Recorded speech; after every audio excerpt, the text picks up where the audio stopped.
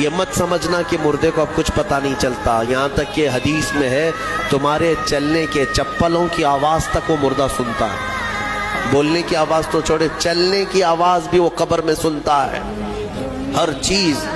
زندوں کے کانوں سے زیادہ کان اس کے تیز سنائی دیتا ہے اس کو۔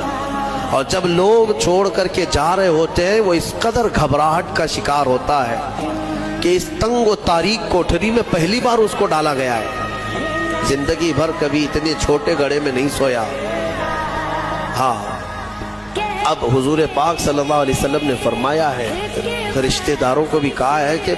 دفنانے کے بعد تھوڑی دیر بیٹھ جاؤ قبر کے پاس کہ اس کی گھبراہٹ کم ہو، لیکن کون بیٹھتا کون ہے؟ سب کو اپنی جلدی ہے، عزیز لوگ بھی نہیں بیٹھتے، نکل آتے ہیں،